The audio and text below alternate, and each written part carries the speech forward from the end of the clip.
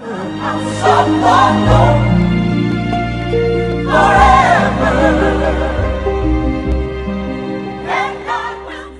sir. It's called Cain is Able. And the name is a conundrum or a play on words, because how can Cain, who slew his brother, be able? And how can the good outweigh the bad? I was in a real bad car accident back in 2003 and almost died. And I felt like this was a part of my walk to continue. So it came out of that tragedy as well as out of the divorce I went through. If you look at some of the characters in the book, you'll see where there's a struggle between the man and the woman, and I talk about that in relationships in the book. The book talks about two voices in your head. There's a loud voice, it's usually negative, and then there's a still small voice, which is always positive. So it's Cain is able. It's a struggle between two brothers, and it's also a struggle between the voices in your head. For instance, you're on your way to the doctor, and your doctor say, "I got to run some more tests." You're gonna have two voices in your head. One's gonna say, "Oh Lord, what we gonna do?" The loud voice, and then there's a still small voice that says, "Baby, we made it before. We can do this." So you get to pick which voices you want to listen to in your head as you read the book. I wanted to be honest about it. I wanted to be truthful, but I also wanted to be a beacon of hope for people who went through it, and that there's another side, and that you can come out of it healed.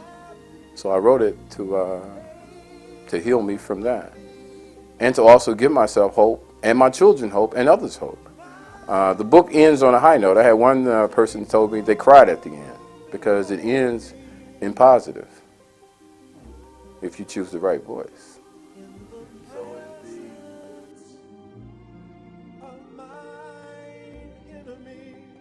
I enjoyed reading the book. I thought he did a really good job of taking a spiritual theme and presenting the plot and the characters in a real down-to-earth fashion, but still maintaining the theme of the story.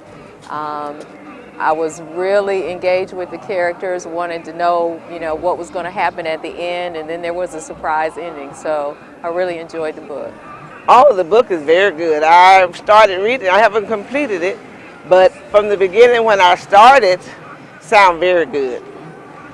Very good. It would be nice for teenagers to read it. I think it's a great book. I really enjoyed it from the beginning to the end. It's a book about relationships. The characters are raw and real, and it reminds us that we have like a still small voice, a loud voice, and the answer, of course, is to listen to the still small voice. I like that one. Thank you. How you doing? I'm fine. Congratulations. Yes, you look so nice. She's got two. You gonna break my glass? You gonna break my ear?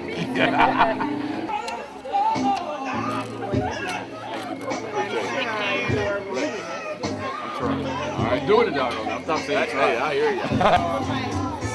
Hold on. I got you.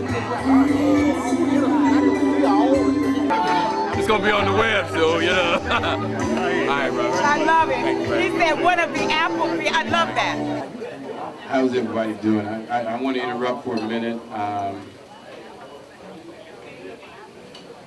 want to say thank you. Thank you to all my family, all my church family, my Applebee's church family.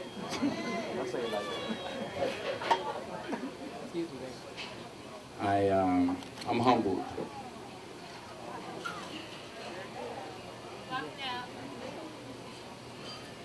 You see, you guys don't know the whole story. The book is the beginning, but the story started long ago.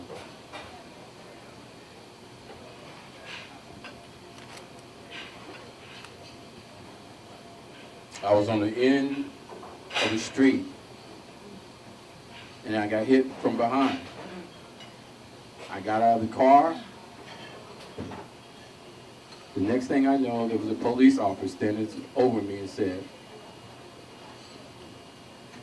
"Stay down, you've been hurt."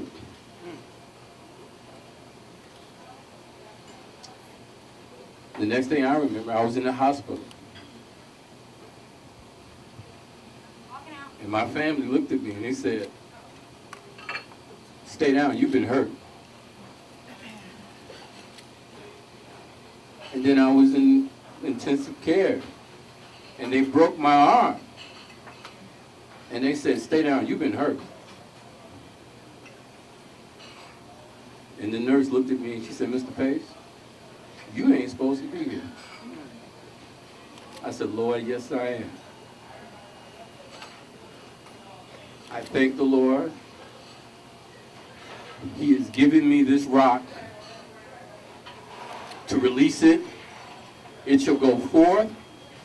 It is destined. It is drawn to the Lord. It is of His work. And I proudly say thank you all for coming.